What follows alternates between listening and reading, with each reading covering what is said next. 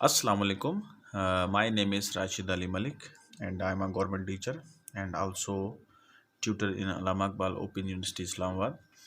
So आज हम जो है IB स्क्रीनिंग BPS 5 to 15 में जो ग्रेजुएशन कैटेगरी की जो 20 जनवरी वाला पेपर था उसमें से कुछ जो है वो मैथमेटिक के सवाल लिए हैं और उसके ऊपर जो है वो मैं तफसीली वीडियो भी बनाने वाला हूँ। सो ये काफ़ी हेल्पफुल साबित होगी उन कैंडिडेट्स के लिए जो अपनी टेस्ट की तैयारी कर रहे हैं। आपकी अपकमिंग जो टेस्ट होने वाले हैं जिनमें इंटरमीडिएट कैटेगरी और मैट्रिक कैटेगरी के अलावा आप किसी भी टेस्ट की तैयारी कर रहे हैं तो उनमें इस तरह के सवालात आ सकते हैं। प्रोबेबिलिटी है कि ये वाले सवाल किसी और टेस्ट में भी आ सकते हैं। तो चलिए स्टार्ट करते हैं इसके सॉल्यूशन पे।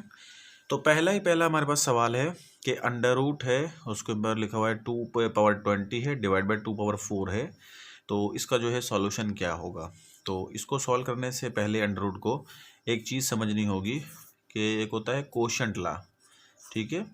और कोशेंट लॉ के अंदर जो है ना इसका जनरल फार्मूला है a power m divide by a power n equal to a power m minus n होता है। इसका मकसद ये है कि जब भी दो बेस एक जैसे हों, फॉर एग्जांपल जैसे कि मैं 10 पावर स्क्वायर ले लूँ, उसके अलावा बल्कि 3 ले लूँ डिवाइड 10 स्क्वायर ले लूँ, यानी ये दो बेस सेम है तो ये वाला पावर इसमें से माइनस हो जाता है। तो यहाँ पे हो जाएगा 10 पावर इस 3 में से ये वाला 2 माइनस कर देंगे, आपके पास 10 पावर 1 आएगा और 1 लिखने की ज़रूरत नहीं है।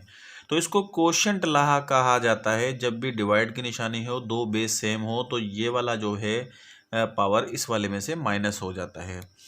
इस कोशेंट लॉ को यूज़ करते हुए हम इसको सिंप्लीफाई करेंगे और इसका सॉल्यूशन निकालेंगे। यहाँ पे लिखा हुआ है under root 2 power 20 divide by 2 power 4। देखिए बेस सेम है तो ये वाला पावर इसमें से माइनस कर दिया जाएगा और इसमें से माइनस करेंगे तो आपके पास आ जाएगा 2 पावर 16। 20 में से 4 माइनस कर दें 16 आ जाएगा। अच्छा, याद रहे कि जब भी हम अंडर रूट को जो है ख़त्म करते हैं, अंडर रूट का मकसद होता है कि किसी भी नंबर या किसी भी वेरिएबल के ऊपर पावर 1/2 देना। यानी इस अंडर रूट को ख़त्म करेंगे तो उसके ऊपर 1/2 दे सकते हैं। फॉर एग्जांपल एक वेरिएबल है x, उसके ऊपर अंडर रूट है तो इसको हम यूँ भी लिख सकते हैं x पावर 1/2। तो इसी तरह इसको जब हम मज़ीद सॉल्व करेंगे तो आपके पास क्या आएगा, ये अंडर रूट ख़त्म हो जाएगा 2 पावर 16 ओवर 1/2। याद रहे जब भी पावर के ऊपर पावर आ जाता है तो उसको पावर लॉ यूज़ करते हैं। For example a power m है, उसके ऊपर पावर n है, इसको पावर लॉ कहते हैं। पावर के ऊपर पावर आ जाए तो पावर पावर के साथ ज़रब होता है, ठीक है। जैसे ये m उसके ऊपर n है तो इसको हम लिखेंगे a पावर mn। तो इसी तरह यहाँ पे 2 पावर 16 है, उसके ऊपर पावर 1/2 है तो इसको हम सिंप्लीफाई करेंगे 2 पावर 16 मल्टीप्लाई बाय 1/2। 2 का टेबल जो है वो 16 के ऊपर लग जाएगा 8 टाइम्स, यानी आपके पास जवाब आ जाएगा 2 पावर 8। अच्छा, 2 पावर 8 को अगर आप मज़ीद सिंप्लीफाई कर लें, क्योंकि इसका जवाब जो ऑप्शन में मौजूद था वो ये नहीं था, इसके ऊपर मज़ीद सिंप्लीफाई किया था। 2 पावर 8 का मकसद ये है कि 2 को जो है वो 8 टाइम्स लिखें, 2 3 4 5 6 7 और 8। इसको मल्टीप्लाई कर लें, 2 2 ज़ा 4, 4 2 ज़ा 8, 8 2 ज़ा 16, 16 2 ज़ा 32, 32 2 ज़ा 64, 64 को 2 से मल्टीप्लाई कर लें 128, 128 को 2 से मल्टीप्लाई कर लें तो आपके पास आ जाएगा 256 इसका, यानी फाइनल आंसर आ रहा है 256। तो ये इसका फाइनल आंसर है। तो याद रहे इस तरह के जो सवाल हैं ख़ास तौर पे ग्रेजुएशन कैटेगरी में जो है स्क्वायर रूट वाले सवाल जो है वो काफ़ी फोकस किए हैं इन्होंने। तो आप भी इस टॉपिक को जो है अच्छे से समझें, अच्छे से पढ़ें। मेरा अलग से इसके ऊपर वीडियो लेक्चर भी है, अगर आप चाहें तो इसके ऊपर मुकम्मल जो है वो अलग से क्लास भी अटेंड कर सकते हैं। तो चलें भाई आगे चलते हैं। हमारे पास एक और सवाल है, the value of 15y multiply by 3y is equal to what. 15y और 3y को जब आप मल्टीप्लाई करेंगे तो जवाब क्या आएगा। याद रहे इसके ऊपर एक पावर लॉ भी यूज़ हो सकता है, और पावर लॉ क्या कहता है, जब भी हमारे पास दो बेस सेम हों, जैसे a power m multiply by a power n, तो a power m plus n होता है। इसका मकसद ये है कि फ़र्ज़ करते हैं हमारे पास एक है x, उसके साथ x और दूसरा ज़रब करें तो देखें इसके ऊपर पावर 2 दे देते हैं, इसके ऊपर 3 दे देते हैं, गौर से देखिए, ये दोनों बेस सेम हैं और बीच में ज़रब की निशानी है, तो इसके ऊपर प्रोडक्ट लॉ यूज़ हो सकता है। और प्रोडक्ट लॉ कहता है कि जब बेस सेम हो तो पावर जो है वो ऐड कर दिए जाते हैं। इसमें 2 में 3 ऐड कर देंगे तो आपके पास जवाब आ जाएगा x पावर 5। सो बिल्कुल सेम हमारे पास एक आंसर है, सवाल आया है कि 15y और 3y, इसको अगर आप मल्टीप्लाई कर लें 15y मल्टीप्लाई बाय 3y, तो देखें ये कोएफिशिएंट है y का, ये कोएफिशिएंट है y का, ये आपस में ज़रब हो जाएंगे। तो 15 को 3 से ज़रब करेंगे तो आपके पास आ जाएगा 45। ये y के ऊपर पावर कुछ नहीं है, मना 1 है, इसके ऊपर भी कुछ नहीं है, मना ये, इसके साथ मिला के लिखेंगे 1 + 1, प्रोडक्ट लॉ यूज़ करेंगे, यानी आपके पास फाइनल आंसर आ जाएगा 45 और y का स्क्वायर। ठीक है, y का स्क्वायर, क्योंकि एक इसका पावर है एक इसका है, तो दोनों ऐड कर लेंगे 45y स्क्वायर। तो ये भी जो है ग्रेजुएशन कैटेगरी में सवाल आया हुआ है 20 तारीख, यानी कि 20 जनवरी वाली जो है टेस्ट IBS स्क्रीनिंग, उसमें ये क्वेश्चन आ चुका है।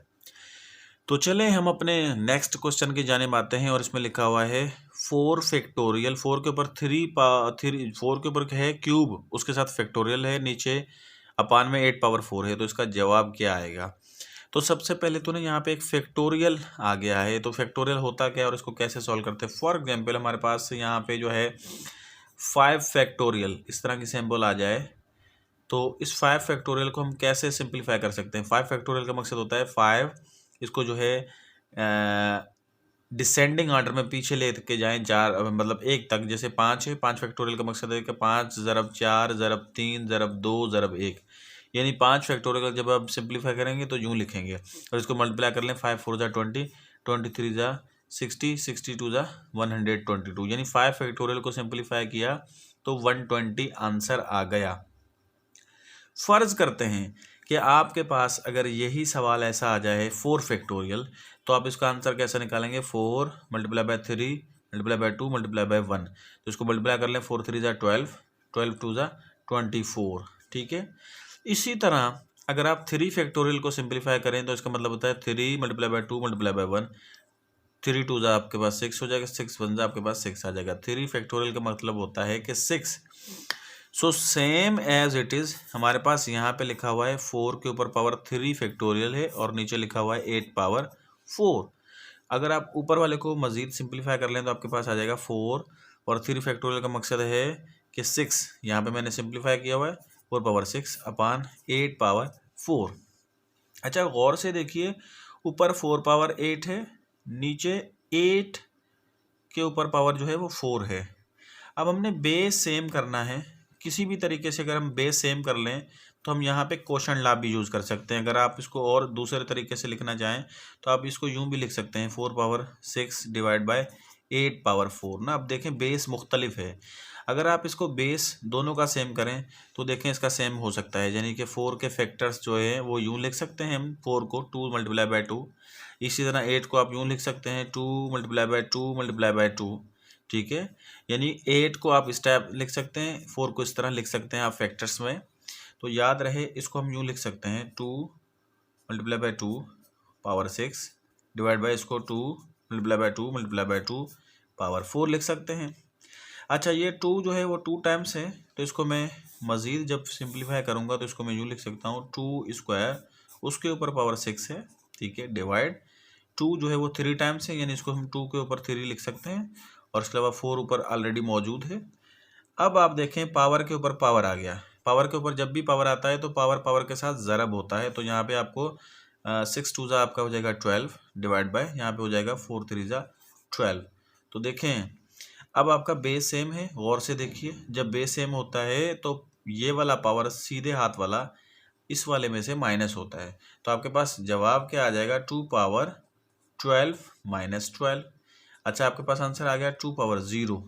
अच्छा, याद रहे, जब भी जिसकी भी नंबर के ऊपर पावर 0 आ जाए या वेरिएबल के पावर 0 आ जाए तो वो 1 के बराबर होता है। फ़र्ज़ करते हैं हमारे पास कोई नंबर आ गया 10 पावर 0 यानी 1, x पावर 0 यानी 1, y पावर 0 यानी 1, यानी जिस भी नंबर या वेरिएबल पे पावर 0 आ जाए तो वो 1 के बराबर होता है। यानी इसको मज़ीद सिंप्लीफाई किया तो हमारे पास लास्ट आंसर आ गया इसका 1। अगर ये इसकी अच्छे से प्रैक्टिस है तो आप इसको 40 सेकंड्स में सॉल्व कर सकते थे, 30 to 40। ये एक्सप्लेनेशन देते हुए मुझे इतना टाइम लगा है, अदरवाइज़ अगर आपकी अच्छे से प्रैक्टिस हो तो ये सवाल आप 40 सेकेंड्स 30 to 40 में जो है वो सॉल्व कर सकते हैं। तो चले भाई, हमारे पास एक और अंडर रूट का सवाल आया हुआ है और अंडर रूट के सवाल में हमारे पास याद रहे कि इसके अंदर यहाँ पे 5 है रेडिकल्स में और अंदर लिखा हुआ है 32a⁻10। तो इसकी थोड़ी सी जनरल चीज़ें समझ लें, उसके बाद हम इस सवाल को सॉल्व करते हैं। याद रहे, जब भी हमारे पास ऐसा आ जाए खाली ऐसे और 16 आ जाए, इसका मतलब ये है कि ये अंडर रूट है, मतलब 16 के ऊपर पावर 1/2 देना है। ठीक है, अगर इसी तरह यहाँ पे 3 आ जाए, अब ये अंडर रूट नहीं है, अब ये है क्यूब रूट, क्योंकि यहाँ पे 3 आ गया, यानी यहाँ पे जो भी नंबर होगा, फर्ज करते हैं 8 है, यानी 8 के ऊपर पावर 1/3 देना है, क्योंकि यहाँ पे 3 है। अच्छा, इसमें फोर्थ रूट भी होता है, फॉर एग्जाम्पल यहाँ पे 16 है और यहाँ पे 4 आ जाए, इसका मतलब ये है कि इसका फोर्थ रूट निकालना है, यानी 16 के ऊपर पावर 1/4 देना है ना। इस अंडर रूट को हटाएंगे तो 1/4 देंगे। इसी तरह अगर किसी नंबर के ऊपर ये 5 आ जाए तो उसको जो है उसके ऊपर पावर 1/5 लिखा जाता है। ये जनरल चीज़ें आप लोगों ने जहन में रखनी है। अब आते हैं हम कि इसको सिंप्लीफाई कैसे कर सकते हैं ना। इसको आप यूँ सिंप्लीफाई कर सकते हैं कि 32 × 10, उसके ऊपर पावर जो है 5 लिखा हुआ है, यानी यहाँ पे रेडिकल्स में तो 1/5 लिख सकते हैं। इसका मकसद ये है कि ये 32 के ऊपर भी पावर 1/5 है और a के ऊपर 10 साथ में मल्टीप्लाई 1, मतलब बल्कि इसके ऊपर जो है पावर 1/5 है, यानी 10 के इसके ऊपर ऑलरेडी मौजूद है, उसके ऊपर पावर 1/5 और 32 के ऊपर पावर 1/5।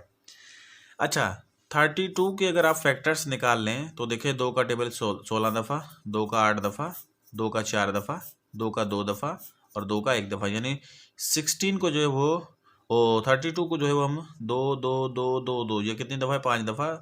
ठीक है, तो इसको आप 32 के फैक्टर्स निकाले तो वो 5 दफ़ा जो है वो 2 आया, यानी 32 को अगर आप एक्सपोनेंट यानी पावर फॉर्म में लिखना चाहें तो यूँ लिख सकते हैं ना। गौर से देखिए, ये मैंने फैक्टर्स निकाले हैं और इसको यूँ लिखा है। सो इसी चीज़ को यूज़ करते हुए 32 को जो है हम 2⁻5 लिख सकते हैं और 32 के ऊपर ऑलरेडी 1/5 मौजूद है। इसी तरह a के ऊपर पावर 10 है, उसके ऊपर पावर 1/5 है। याद रहे, जब भी पावर के ऊपर पावर आता है तो वहाँ पे हम पावर ला यूज़ करते हैं और पावर को पावर के साथ ज़रब करते हैं ना।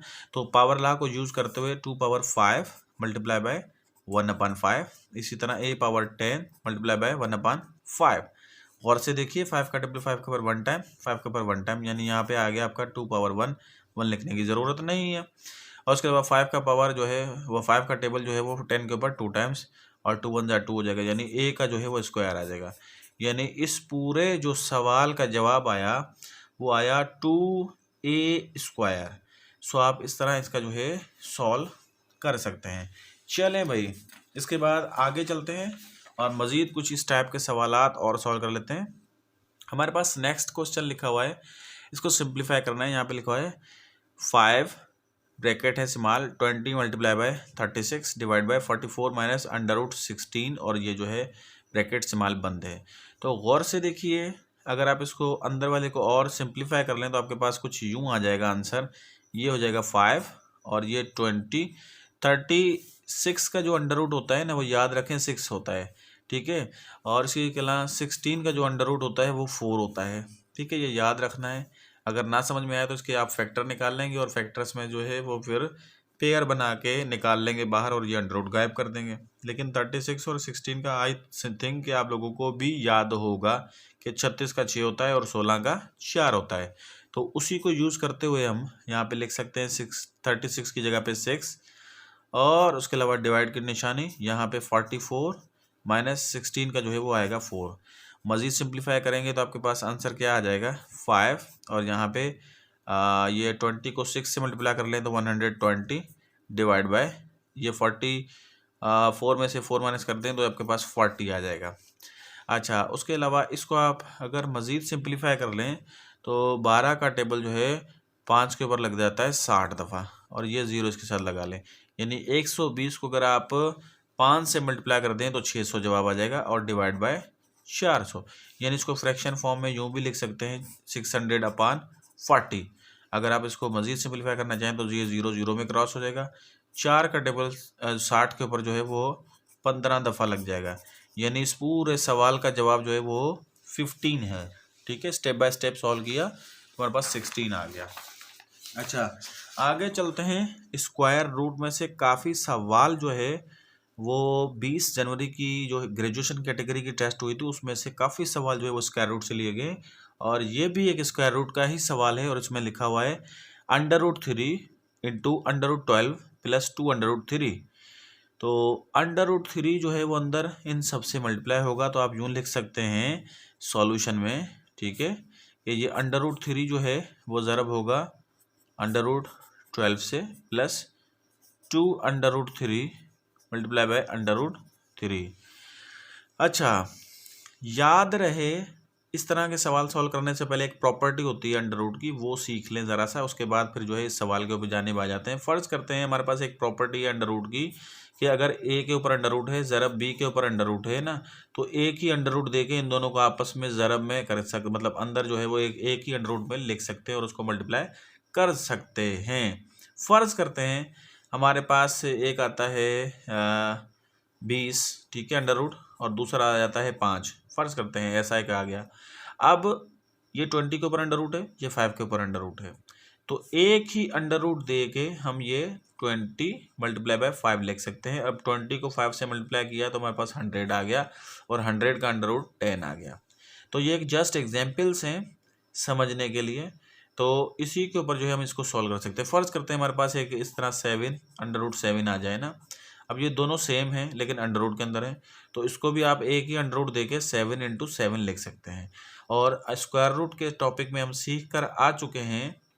इसके अलावा हमारी अलग से क्लास है, वीडियो है, उसमें भी आप ये सीख सकते हैं, देख सकते हैं, इस वीडियो को सुन सकते हैं, जिसमें मैंने ये सिखाया था। उसमें से एक शॉर्ट चीज़ सिखा रहा हूँ कि स्क्वायर रूट में पेयर देखा जाता है, पेयर बनाया जाता है, जोड़ा, और जोड़े के बाद वो इसमें से एक जो है वो बाहर आ जाता है और स्क्वायर रूट जो है वो गायब हो जाता है। तो इस तरह इसका जवाब 7 आया। अब ये चीज़ें जहन में रखनी है और इसको आपने इस पर अप्लाई करना है। अब देखें √3 है या √12 है, यानी एक ही अंडर रूट में हम 3 मल्टीप्लाई बाय 12 लिख सकते हैं, प्लस इसी तरह ये 2 और एक ही अंडर रूट में 3 मल्टीप्लाई बाय 3 लिख सकते हैं।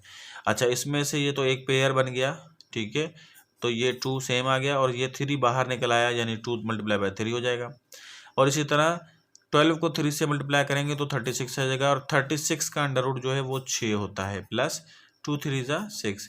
6 को 6 से जब ऐड किया तो आपके पास आंसर आ गया 12। तो देखें ये भी एक स्क्वायर रूट का सवाल था, जिसका सॉल्यूशन करने के लिए ये वाली प्रॉपर्टीज जहन में रखना लाजमी है। तो चलें भाई हम अपने नेक्स्ट क्वेश्चन की जानिब आते हैं, और नेक्स्ट क्वेश्चन में लिखा हुआ है a hockey team one 6 games and lost 8। एक हॉकी टीम है, ठीक है, और वो जीतती कितनी है 6 गेम्स, और उसके अलावा लॉस्ट यानी कि हारती कितनी है वो 8 गेम्स। अब कह रहा है कि रेशो फाइंड करें wins to the number of games, यानी जीत का टोटल गेम के साथ रेशो फाइंड करें ना, और फाइंड भी किसका करना है, विन रेशो टोटल गेम्स। अच्छा, विन कितने हैं वो तो हमें पता है 6। अच्छा, विन 6 हैं और लॉस्ट जो है वो 8 है, यानी कि टोटल जो गेम्स होंगी तो फिर वो कितनी होगी, 6 और 8 हो गए 14। और हमने रेशो भी फाइंड करना है विन का और टोटल का, तो टोटल गेम्स आपके पास 14 हुई हैं और जो विन्स हैं वो 6 हुए हैं। अब आपको अगर इसको सिंप्लीफाई और करना है और इसको जो है रिड्यूस करना है, तो 2 का टेबल इसके ऊपर 7 दफ़ा लग जाएगा और 2 का टेबल इसके ऊपर 3 दफ़ा लग जाएगा, यानी 3:7 is a correct answer of this question. So आगे चलते हैं। इस सवाल के अंदर कोई भी डिफ़िकल्टी नहीं थी, बिल्कुल नॉर्मल सवाल है, ना ही कोई इसके पीछे ट्रिक थी। अब नेक्स्ट सवाल है, और वो जो है अलजबरा से नहीं बल्कि सॉरी ट्रायंगल से लिया गया है, यानी कि ज्योमेट्री से लिया गया है। उसमें सवाल में लिखा हुआ है कि 3 angles in a triangle are in the ratio 1:2:3। The measure of the middle angle is dash. अच्छा, एक ट्रायंगल के अंदर जो है ना वो 3 एंगल्स है और उनके अंदर रेशो जो है 1:2:3 है, और बीच वाली एंगल का जो है ना वो हमें बताना होगा कि वो बीच वाली एंगल्स किसके बराबर है। तो इस तरह का सवाल सॉल्व करने से पहले थोड़ा सा ट्रायंगल के बारे में नो हाउ होना लाजमी है। अच्छा, उसके लिए मैं ये चीज़ें सिखाता हूँ जो आपने मेमोराइज रखनी है, याद रखनी है। फ़र्ज़ करते हैं ये एक ट्रायंगल है, चाहे कोई सा भी ट्रायंगल है, मैंने ये ट्राइंगल लिया है, आप ये ट्राइंगल लें, ठीक है, आप ये ट्राइंगल लें, चाहे कोई सा भी लें। एक चीज़ याद रखें कि ट्राइंगल का जो अंदर वाली जो एंगल्स होती हैं वो 3 होती हैं, और तीनों का एंगल चाहे मुख्तलिफ ही क्यों ना हो, ये 80, ये 90 या जो भी हो, लेकिन अंदर वाली तीनों साइड्स को अगर आप सम करेंगे ना वो 180 होगा। चाहे फिर वो इस तरह का ट्राइंगल हो, चाहे वो फिर इस तरह का ट्राइंगल हो, तो 60 60 फिर 60 हो जाएगा, तो ये हो गया 180। इसी तरह इसको अगर आप ऐड कर लेंगे तो इसका भी सम आएगा 180। यानी काम की पॉइंट और याद रखने वाली पॉइंट में से एक पॉइंट ये है कि ट्राइंगल की जो अंदर वाली एंगल्स होती हैं वो 180 डिग्री के बराबर होती हैं। तो हमने ये सवाल कुछ यूं सॉल्व करना है, और हमसे ये कहा गया कि मिडल, तो हम सारे एंगल्स ही मालूम करते हैं।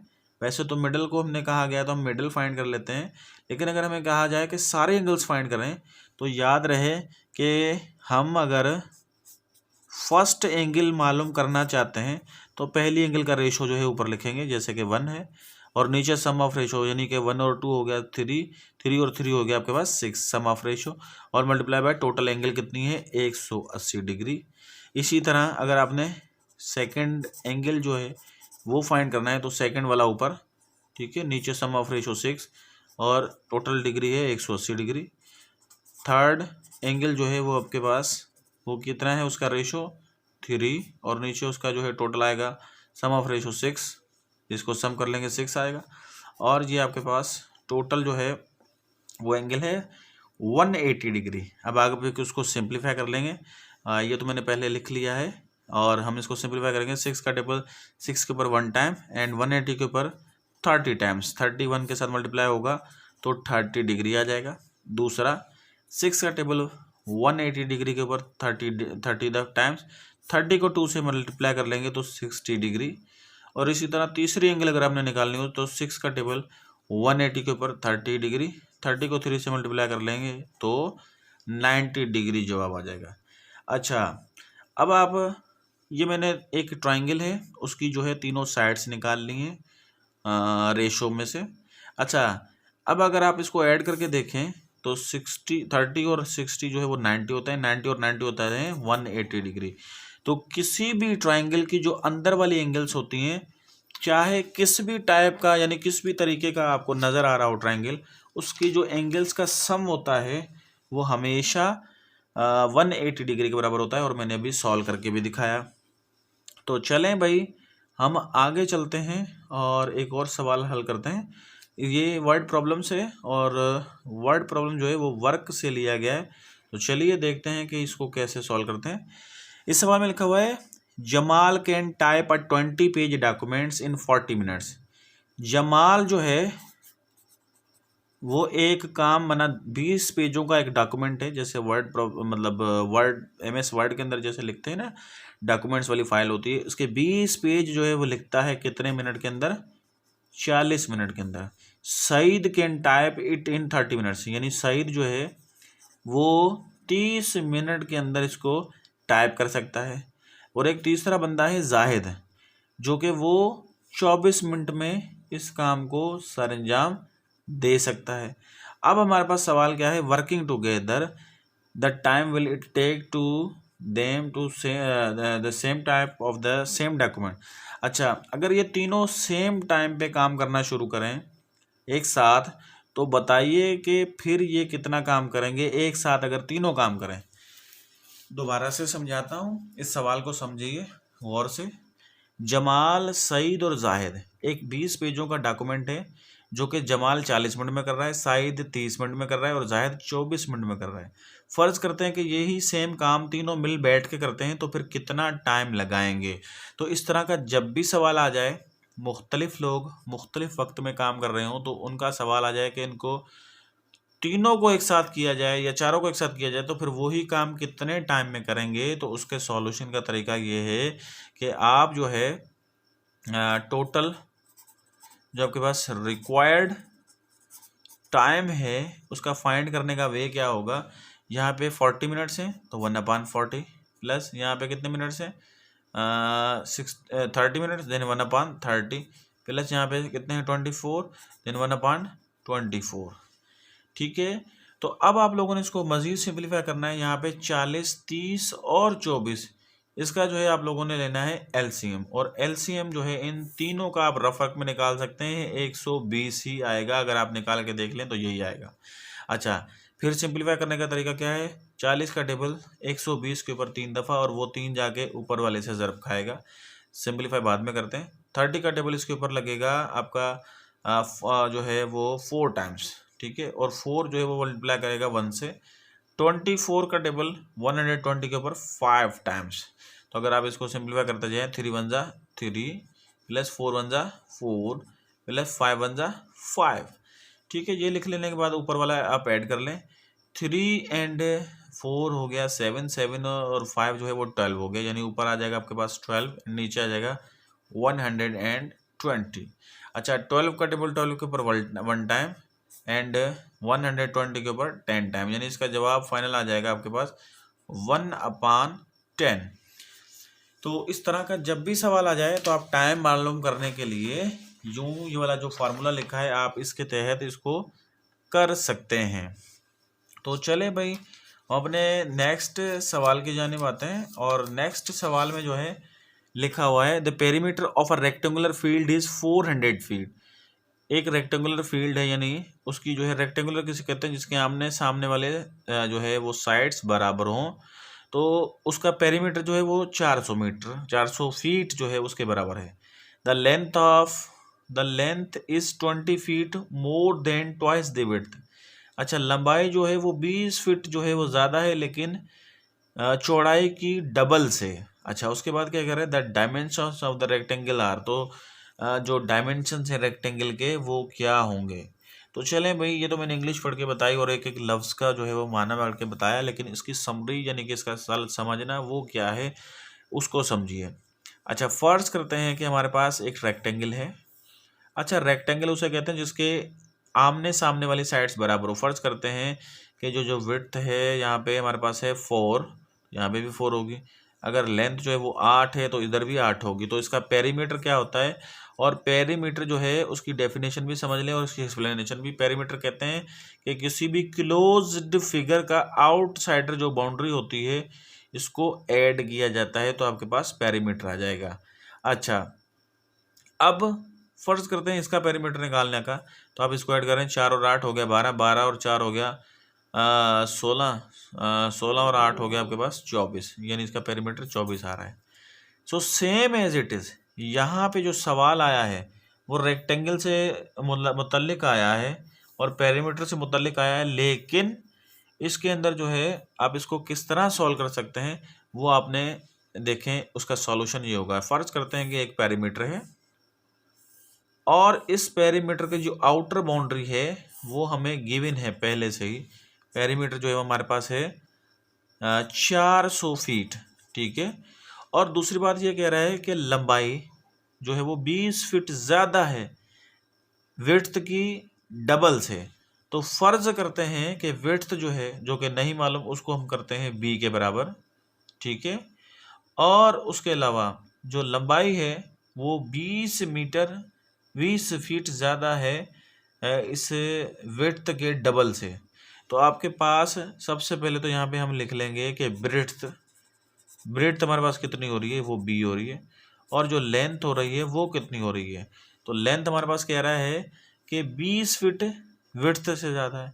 अच्छा, विड्थ कितनी है b, अच्छा उससे कितनी ज़्यादा है 20 प्लस कर देंगे, इसके अंदर 20 ज़्यादा है। अच्छा, फिर एक बात और कह रहा है कि विड्थ जो है चौड़ाई जो है उसके डबल से जो है वो 20 फीट ज़्यादा है। तो इसका डबल कैसे होगा, ये हो गया लेंथ, तो उसका जो ये ब्रेड्थ हो गया, इसकी लेंथ जो है वो ब्रेड्थ का डबल है, यानी यहाँ पे हम 2b भी लिख सकते हैं। इस स्टेप को दोबारा से एक्सप्लेन करता हूँ, समझने की भरपूर कोशिश कीजिएगा। इसमें पेरीमीटर हमें गिवन है 400 फीट, वो लिख लिया। अब कह रहा है कि ब्रेड्थ जो है, लेंथ जो है वो ब्रेड्थ से 20 मीटर जो है वो डबल करके उससे ज़्यादा है। तो सबसे पहले तो ना ब्रेड्थ यानी कि चौड़ाई जो है हमने b ले ली, तो लेंथ कितनी होगी डबल करके उसमें 20 ऐड कर दें। यहाँ पे लिखा भी हुआ है कि द लेंथ जो है वो 20 फीट ज़्यादा है डबल से। किसके डबल से, विड्थ के डबल से। फ़र्ज़ करते हैं हमने विड्थ जो है b ली, इसका जो है डबल कर लिया 2b और इसके अंदर 20 ऐड कर लिया, ठीक है। अब हम पेरीमीटर के मुताबिक, यानी इस पेरीमीटर में क्या होता है कि फ़र्ज करते हैं ये b है तो ये b होगा, और ये 2b+20 है तो ये भी 2b+20 होगा। तो पेरीमीटर क्या कहता है कि सम ऑफ ऑल साइड्स। तो यहाँ पे हम सम कर सकते हैं, पेरीमीटर हमारे पास गिवन है 400, और सम जब हम करेंगे तो हमारे पास आ जाएगा b+2b+20 प्लस अच्छा उसके बाद जो है b में अब करना 2b+20। तो ये देखें, ये ब्रेड्थ है, ये ब्रेड्थ है, ये लेंथ है, वही सेम लेंथ यहाँ पे आ गई। अब इसको आप सिंप्लीफाई करेंगे, गौर से देखिए, ये b, ये 2b कितना हो गया 3b, 3b में b ऐड कर दें 4b, 4b में 2b ऐड कर दें तो आपके पास आ जाएगा 6 और ये b। उसके अलावा नंबर्स हमारे पास हैं 20 एंड ये 20, तो आप किसको ऐड कर लेंगे 40, और लेफ्ट साइड पे आपके पास 400 ऑलरेडी मौजूद है। अब आप लोगों ने क्या करना है, b की जो है वो वैल्यू फाइंड करनी है। 40 जो है वो लेफ्ट साइड पर आएगा ना, तो 40 लेफ्ट पे आएगा तो 6b = 400 में से 40 जो है वो आपके पास माइनस आ जाएगा, क्योंकि ये लेफ्ट पे आएगा तो माइनस हो जाएगा। नेक्स्ट है हमारे पास 6, ठीक है, b 400 में से 40 माइनस करें तो आपके पास आ जाएगा 360। अच्छा, आपने वैल्यू मालूम करनी है b की। 6 जो है वो राइट साइड पे आएगा तो वो डिवाइड में आ जाएगा, देन आपके पास वैल्यू हो जाएगी b = 360/6। 6 का टेबल जो है वो 36 के ऊपर 6 टाइम्स, और ये 0 साथ में आ गया, यानी b जो है वो ब्रेड्थ है, और हमारे पास जो एक रेक्टेंगल है उसकी ब्रेड्थ जो है वो आपके पास आई है 60, ठीक है।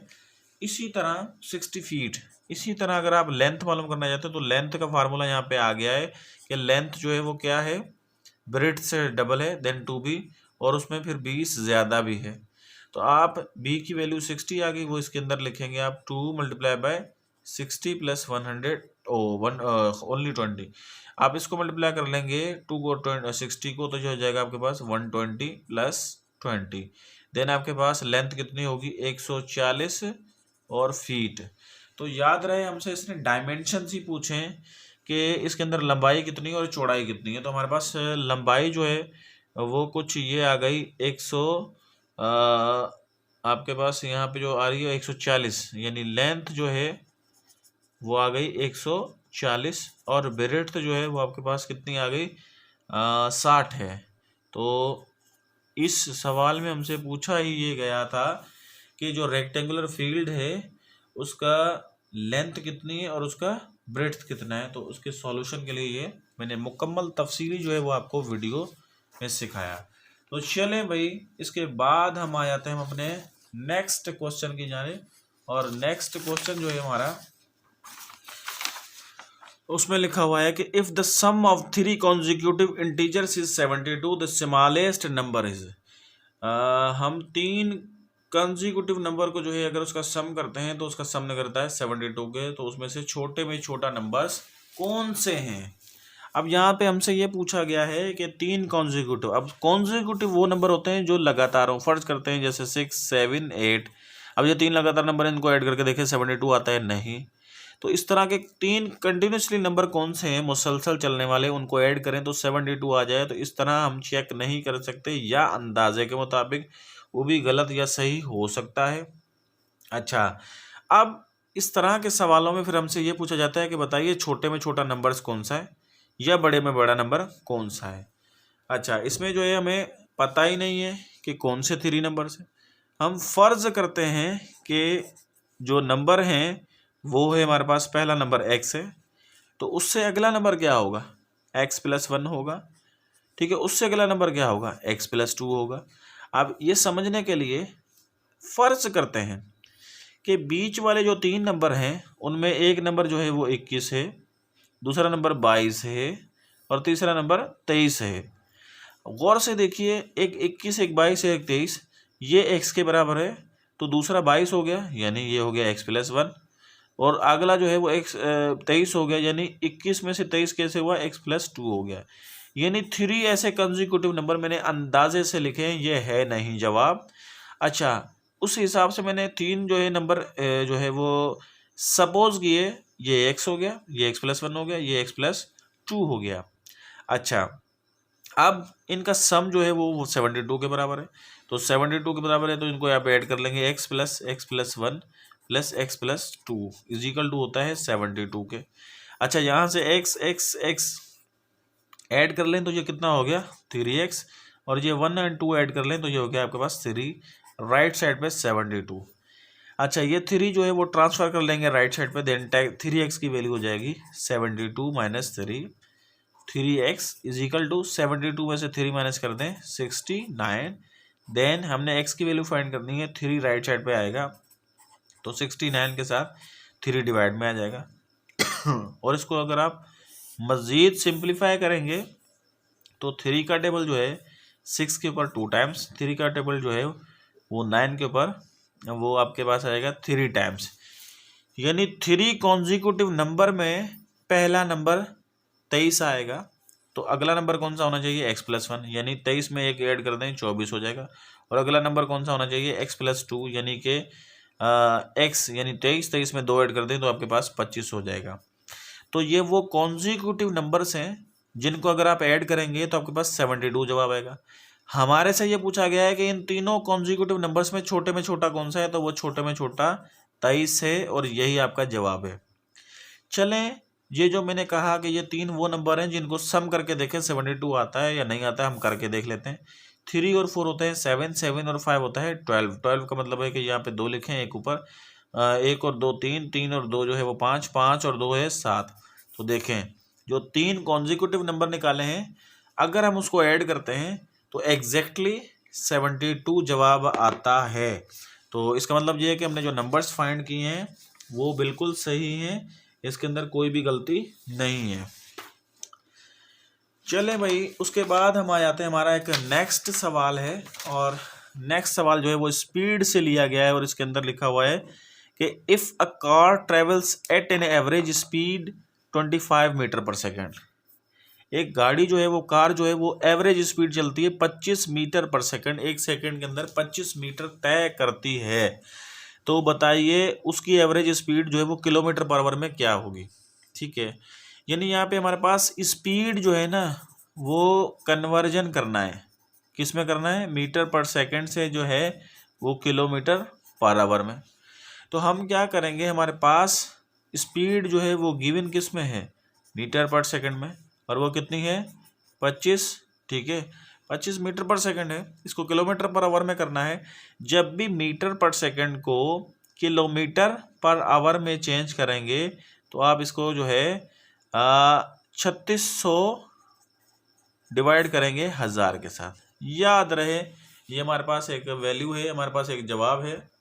यहाँ पे जो पॉइंट मेमोराइज करना है, जब भी मीटर पर सेकंड को किलोमीटर पर आवर में चेंज करना होता है तो 3600 अपान 1000 से जो है वो हम ज़रब करते हैं ना, ये हमने पॉइंट एक याद रखना है। जब भी मीटर पर सेकंड को किलोमीटर पर आवर में करेंगे तो ये याद रखना है।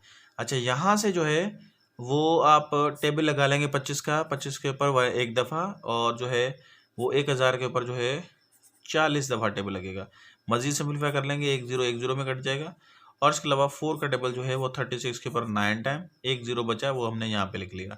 यानी मीटर पर सेकंड में से किलोमीटर पर आवर किया तो 25 मीटर पर सेकंड जो है वो हमारे पास बराबर हुआ 90 किलोमीटर पर आवर।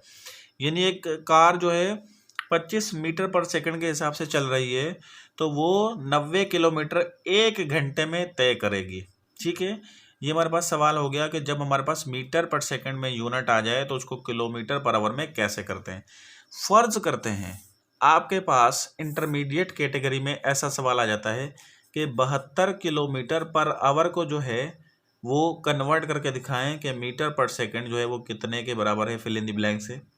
तो आप इसको 72 किलोमीटर को, पहले से किलोमीटर गिवन है तो इसको जो है मीटर पर सेकंड में कैसे कन्वर्ट करेंगे, आप ऊपर 1000 लिखेंगे, नीचे 3600 लिखेंगे। ये आपके पास समझने वाली बात है कि जब भी किलोमीटर को मीटर पर सेकंड में करेंगे तो 1000 ऊपर लिखेंगे, 3600 नीचे। अगर इधर मीटर पर सेकंड हो और इधर किलोमीटर पर आवर जो है वो फाइंड करना है तो 3600 ऊपर लिखेंगे और 1000 नीचे लिखेंगे। तो चलें इसको सॉल्व करके देख लेते हैं इसका जवाब क्या आ रहा है। तो देखें भाई, यहाँ से 2 0 इस 2 0 में कट गए, 36 का टेबल 72 के ऊपर 2 दफ़ा लग गया, 2 को 10 से ज़रब किया तो 20 मीटर पर सेकंड जवाब आ गया।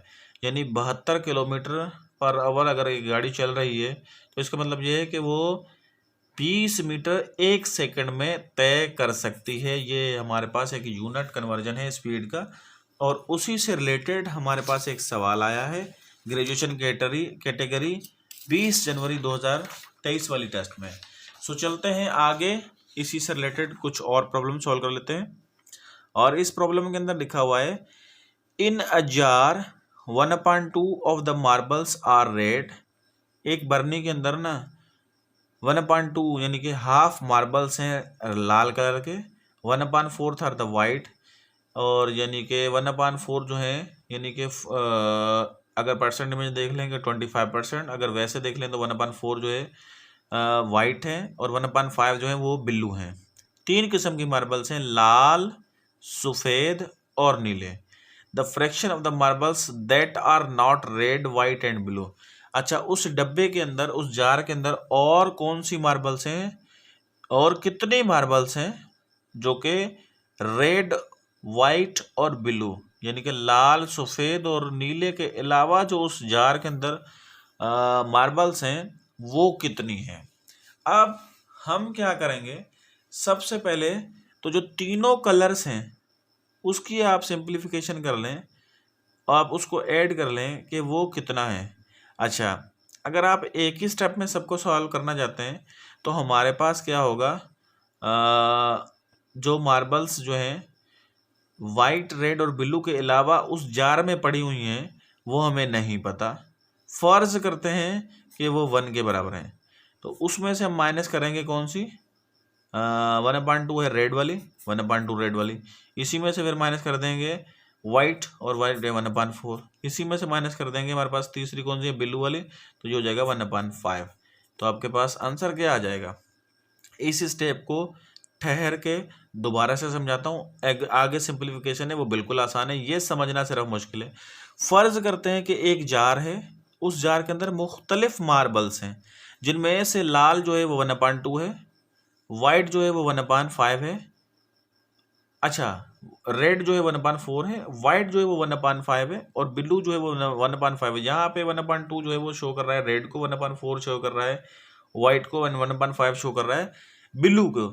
ये एक जार के अंदर जो है ना मार्बल्स पड़ी हुई हैं। बताइए कि इसके अलावा जो मार्बल्स हैं वो कितनी हैं, वो फ्रैक्शन में बताइए। तो हमने फ़र्ज किया है कि एक मार्बल के अंदर ना वो 1 है, उसमें से 1/2 हमने ये माइनस कर दिया रेड का, उसमें से 1/4 जो है वो वाइट का माइनस कर दिया और उसमें से ब्लू जो है 1/5 वो भी माइनस कर दिया, क्योंकि हमने बताना है कि इनके अलावा जार में कितनी जो है वो नॉर्मल दूसरी जो मार्बल्स हैं वो पड़ी हुई हैं, नीली, सफ़ेद और उसके अलावा लाल। इसके अलावा उसमें कौन सी मार्बल्स हैं, तो कुछ यूँ करेंगे 1 में से 1/2 माइनस 1/4 1/5 करेंगे। अच्छा, 2, 4 एंड 5 इसका आप लेंगे एलसीएम, और एलसीएम जो है शॉर्टकट में मैं आपको बता देता हूँ 20 है। अगर आप निकालना चाहें तो निकाल भी सकते हैं। अच्छा, इस 1 के नीचे कुछ नहीं है, मैंने 1 मौजूद है, और इसको जब आप फ्रैक्शन के हिसाब से सिंप्लीफाई कर लेंगे 1 का टेबल 20 के ऊपर 20 टाइम्स, तो 20 जो है वो ऊपर मल्टीप्लाई हो जाएगा। 2 का टेबल जो है वो 20 के ऊपर 10 टाइम, 10 जो है ऊपर मल्टीप्लाई होगा। 4 का टेबल इसके ऊपर 5 टाइम, 5 ऊपर से मल्टीप्लाई होगा। 5 का ऊपर टेबल 20 के ऊपर जो है 4 टाइम्स, और 4 जाके ऊपर ज़रब होगा। तो इसको फ्रैक्शन वाला टॉपिक यूज़ करते हुए कैसे करेंगे, इन दोनों को ज़रब करेंगे तो आपका जवाब 20 ही आएगा। माइनस 10 को 1 से ज़रब करेंगे तो 10 आ जाएगा, माइनस 5 को 1 से करेंगे तो 5 आ जाएगा। अच्छा, उसके बाद 1 और 4 की ज़रब करेंगे तो माइनस का 4 आ जाएगा। गौर से देखें, ये भी माइनस वाला है, ये भी माइनस वाला है, ये भी माइनस वाला है। अच्छा, तो माइनस करके देखें, माइनस का 10, माइनस का 5, माइनस का 15, माइनस के 15 में से माइनस का 4 और ऐड कर दें इसमें, क्योंकि तीनों माइनस के, तो आपके पास आंसर आ जाएगा 20 माइनस 19/20। अच्छा, 20 में से 19 गए तो क्या बचा 1, और नीचे जो है आपके पास आया 20। तो यानी कि जो मार्बल्स रेड, ब्लू और वाइट जार में जो मौजूद नहीं है उनका फ्रैक्शन है 1/2। और हमसे सवाल भी यही पूछा गया है कि जो जार में मार्बल्स हैं वो रेड, वाइट और ब्लू के अलावा कितनी फ्रैक्शन में बची हैं, तो वो फ्रैक्शन में हो गया 1/20। तो आज की वीडियो का जो है हम इसके बाद आखिरी सवाल सॉल्व करेंगे। तो देखते हैं कि वो सवाल क्या है और उसकी जो है स्टेटमेंट क्या है। आज की वीडियो का लास्ट प्रॉब्लम जो है वो हमारे पास ये है, इसकी स्टेटमेंट मैं रीड करता हूँ। If 14 kg of turnips cost 440 rupees, the cost of 22 kg of turnips is dash. तो भाई यहाँ पे ये लिखा हुआ है कि अगर 14 किलोग्राम यानी कि 14 किलो जो है वो टर्निप्स का मतलब होता है शलजम का, इसकी माना है शलजम, यानी 14 kg शलजम जो है उसकी कीमत है 441 रुपये। बताइए कि 22 किलोग्राम अगर शलजम खरीदी जाए तो उसकी जो है वो कीमत कितनी होगी। तो ये डायरेक्ट भी सवाल हो सकता है, इसको प्रोपोर्शन के तहत भी कर सकते हैं। प्रोपोर्शन के तहत करने का जो पहला स्टेप है, यहाँ पे बात हुई है वेट की, ठीक है, और दूसरी बात हुई है रुपीज़ की। तो यहाँ पे वो चीज़ें जो है आप हेडिंग में लगा लेंगे। पहली बात हुई है वेट की, और वेट जो है किलोग्राम में, और दूसरी बात हुई है रुपीज़ यानी पैसों की।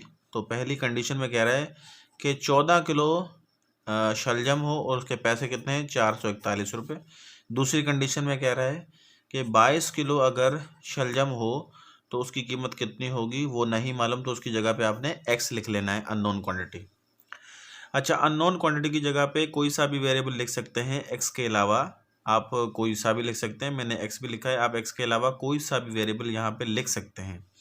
अच्छा, इसके बाद का जो स्टेप है, स्टेप नंबर 3 है, क्योंकि सेकंड स्टेप के अंदर ये हम वैल्यूज़ पुट करते हैं, फर्स्ट स्टेप में जो है वो लिख लेते हैं हेडिंग में जो चीज़ें स्टेटमेंट में बताई गई हैं। अच्छा, उसके बाद जो 3rd स्टेप है, इसमें हमने ये डिसाइड करना है कि ये प्रोपोर्शन कौन सी है, आया ये डायरेक्ट प्रोपोर्शन है या इन्वर्स है। डायरेक्ट प्रोपोर्शन उसे कहते हैं जिसमें एक चीज़ बढ़े और दूसरी भी बढ़े। फ़र्ज़ करते हैं मेरे हाथ में एक पेन है, ये पेन जो है इसकी कीमत फ़र्ज़ करते हैं 20 रुपये, और वाकई 20 रुपये है। तो इस तरह के 2 पेनों की कीमत कितनी होगी, ठीक है, 2 पेनों की कीमत जो है वो 40 रुपये होगी। एक पेन की जो है वो कीमत कितनी हुई 20 रुपये। तो देखें यहाँ से पैसे भी इंक्रीज़ हो रहे हैं, यहाँ से पेन भी इंक्रीज़ हो रहे हैं, तो इसको कहते हैं हम डायरेक्ट, ठीक है, प्रोपोर्शन। इन्वर्स प्रोपोर्शन किसे कहते हैं, जब एक चीज़ बढ़े और दूसरी कम हो तो उसको इन्वर्स प्रोपोर्शन कहते हैं। फ़र्ज़ करते हैं आपका एक घर जो है वो तामीर करने में 12 महीने लगते हैं, अगर आप टोटल जो है वो 4 मज़दूरों से काम करवाते हैं, ठीक है, फ़र्ज़ करते हैं। अगर वहीं पे अगर हम मज़दूरों की तादाद 4 से बढ़ा के 8 कर देते हैं तो आपका जो काम 12 महीने में होना था वो 6 महीने में होगा, ठीक है। तो इसको इन्वर्स प्रोपोर्शन कहते हैं, एक चीज़ बढ़ी तो दूसरी चीज़ कम हुई। अच्छा, इसमें हमने डिसाइड करना है कि डायरेक्ट है या इन्वर्स है। गौर से सुनिएगा एक्सप्लेनेशन को कि मैं कैसे इसको डिसाइड करता हूँ। देखें भाई, 14 किलो शलजम 441 रुपये हैं, तो 22 किलो शलजम जाहिर ही सी बात है, अंडरस्टूड है, 441 से ज़्यादा होंगे, क्योंकि कोई भी चीज़ आप ख़रीदने जाएं, 1 किलो टमाटर फ़र्ज़ करते हैं कि 100 रुपये किलो टमाटर है, तो 2 किलो होंगे 200 के, 3 किलो होंगे 300 के, यानी जितना वेट बढ़ाएंगे उतना ज़्यादा उसका अमाउंट बढ़ेगा, यानी वेट भी बढ़ा अमाउंट भी बढ़ा, तो ये डायरेक्ट प्रोपोर्शन होगी। तो डायरेक्ट प्रोपोर्शन में आपने एरो लगाना होता है, और एरो जो है वो सेम डायरेक्शन में लगाना होता है। ये एरो लगाने के बाद आप लोगों ने प्रोपोर्शन फॉर्मेट में लिखना है, और प्रोपोर्शन फॉर्मेट में लिखने का तरीक़ेकार ये है कि ये टेल 22 के साथ है तो 22 को आपने आगे लिखना है, ठीक है, ऐसे, और हेड इसके साथ है तो 14 बाद में 4 डॉट्स लगा लेंगे। ये 4 डॉट्स लगाने के बाद एक्स जो है वो इसके साथ है, टेल के साथ, एक्स रेशो 441। अच्छा, उसके बाद फर्स्ट एंड लास्ट जो नंबर है इसको आप मल्टीप्लाई कर लेंगे, इसको आप एक्सट्रीम कहते हैं, ठीक है, और बीच वाले जो 2 नंबर्स हैं इसको मीन्स कहते हैं। तो प्रोपोर्शन की एक कंडीशन है कि पहला और आखिरी नंबर उसकी ज़रब, यानी इसको हम शॉर्ट फॉर्म में यूँ लिख सकते हैं, प्रोडक्ट ऑफ एक्सट्रीम्स। एक्सट्रीम होता है फर्स्ट एंड लास्ट नंबर, और बीच वाले 2 नंबर्स को कहते हैं मीन्स, यानी इसको हम POM भी कह सकते हैं, यानी पहले और आखिरी की ज़रब बीच वाले 2 की ज़रब के बराबर होते हैं ना। तो पहले और आखिरी की ज़रब के मुताबिक हम इसको करेंगे तो आपके पास आ जाएगा 22 मल्टीप्लाई बाय 441, और जो है राइट साइड पे आपके पास आ जाएगा 14 मल्टीप्लाई बाय एक्स। आपने वैल्यू फाइंड करनी है एक्स की, देन आप लोगों ने क्या करना होगा, 14 को जो है वो शिफ्ट करना होगा लेफ़्ट साइड, तो आपके पास आ जाएगा 22 मल्टीप्लाई बाय 441 ओवर 14। अच्छा, ये लिख लेने के बाद अब आप इसको सिंप्लीफाई करेंगे, टेबल्स लगाएंगे कि कौन सा टेबल जो है इसके ऊपर लग रहा है। 2 का टेबल जो है वो 22 के ऊपर 11 टाइम एंड 14 के ऊपर 7 टाइम। अच्छा, उसके बाद जो है आप 7 का टेबल जो है वो इसके ऊपर लगा लेंगे। 7 का टेबल 7 के ऊपर 1 टाइम, और 7 का टेबल जो है वो 441 के ऊपर जो है वो 63 टाइम्स लगेगा। आप भले रफ वर्क में करके देख लें। अच्छा, उसके अलावा आपके पास जो बाकी बचा वो 11 मल्टीप्लाई बाय 63 बचा, तो आप इसको रफ वर्क में भी निकाल सकते हैं। 63 को और 11 को आप मल्टीप्लाई करके देख लें। 11 सीरीज 33, 3 यहाँ पे आ जाएगा, 3 ऊपर चला जाएगा। 11 6 66, 66 में जो है वो 3 ऐड करेंगे तो 69 हो जाएगा, यानी 693 रुपये। तो आपके पास जवाब आ जाएगा 639 रुपीज़ की जो है वो शलजम होंगे जब 22 किलो वेट होगा। तो ये था भाई मेरा जो है ग्रेजुएशन कैटेगरी 20 जनवरी 2023 का जो है मैथ के पोर्शन का सॉल्यूशन का वीडियो, जिसके अंदर मैंने आपके साथ डिस्कस किए वो सारे प्रॉब्लम्स जो 20 तारीख वाली जो है ग्रेजुएशन कैटेगरी में सवाल आए थे। और ये वीडियो आप लोगों के लिए काफ़ी हेल्पफुल साबित होगा कि आपकी जो अपकमिंग टेस्ट होंगे उसमें किस टाइप के क्वेश्चंस आ सकते हैं। और न सिर्फ IBS स्क्रीनिंग बल्कि IBSTS NTS जो सिंध पब्लिक सर्विस कमीशन के एग्ज़ाम्स होने वाले हैं, और उसके अलावा फेडरल पब्लिक सर्विस, यानी डिफरेंट जो भी एग्ज़ाम्स हो सकते हैं उनमें इस तरह के सवालात अगर आ गए तो उनके पीछे सॉल्यूशन और ट्रिक्स क्या हैं तो वो आप लोगों के साथ मैंने शेयर की। इंशाल्लाह इस तरह की मेरी वीडियोस जारी रहेंगी। अगर आप हमारे किसी भी कोर्स के अंदर ज्वाइन होना चाहते हैं और हमारे साथ आप प्रिपरेशन करना चाहते हैं तो आप हमारी Owais and Rashid virtual academy के प्लेटफॉर्म से हम काम करते हैं। उसमें आप एडमिशन भी ले सकते हैं। इंतहाई मुनासिब फ़ीस के साथ हम बहुत ही बेहतरीन जो है वो तैयारी करवाते हैं, जिसके अंदर हमारा पढ़ाया हुआ material 50 to 60% as it is जो हम पढ़ाते हैं वो एग्ज़ाम्स में आता है। हालिया अभी हमने IBS स्क्रीनिंग BBS 5 to 15 की तैयारी करवाई थी, जिसके अंदर हर टेस्ट में 50 से 60 सवाल हमारे पढ़ाए हुए डेटा में से आए हैं, और हमारे जो हमने नोट्स बनाए हैं उसमें से मटेरियल आया है। तो अगर आप भी चाहते हैं कि किसी भी टेस्ट की अच्छे से तैयारी करें और उसको अच्छे नंबरों से पास करें, तो मुझे इस नंबर पर व्हाट्सएप करके आप अपनी जो है एडमिशन करवा सकते हैं। और हमारे डिफरेंट क्लासेस जो है हम ऑफ़र करते हैं, जिसमें फ़िज़िकल क्लासेस भी हैं। हमारे शहर मोरो, ज़िला नौशहरा फ़िरोज़ का तालका है मोरो, हम वहाँ से ताल्लुक़ रखते हैं। फ़िज़िकल क्लासेस कोई लेना चाहता है तो हमारे पास मोरो में आके ले। और उसके अलावा अगर कोई ऐसा स्टूडेंट है जो दूसरे किसी सिटी से बिलोंग करता है, हमारे साथ अप्रोच नहीं कर सकता मोरो तक, तो वो हमारे साथ ऑनलाइन व्हाट्सएप ग्रुप में भी हमारे से तैयारी कर सकता है रिकॉर्डेड वीडियोज़ के ज़रिए। तीसरा ऑप्शन हमारे पास ये है कि वो स्टूडेंट्स जो ज़ूम के ख्वाहिशमंद हैं कि ज़ूम क्लासेस हों एंड लाइव क्लासेस हों, बराह रास्त क्लासेस हों जिसके अंदर हम डायरेक्ट पढ़ें, तो वो वाले क्लासेस भी जो है हम ऑफ़र करते हैं। तो इन तीनों में से किसी भी कोर्स में अगर आप इनरोल होना चाहते हैं और अच्छे से तैयारी करना चाहते हैं तो मेरे इस दिए गए नंबर के ऊपर आप व्हाट्सएप करें, राब्ता करके आप अपनी एडमिशन करवा सकते हैं। तो इंशाल्लाह मुझे इजाज़त दीजिए। नेक्स्ट वीडियो में एक नए सॉल्यूशन और नए टॉपिक के साथ आपके सामने हाजिर होंगे। तब तक के लिए इजाज़त दीजिए। अल्लाह हाफिज़।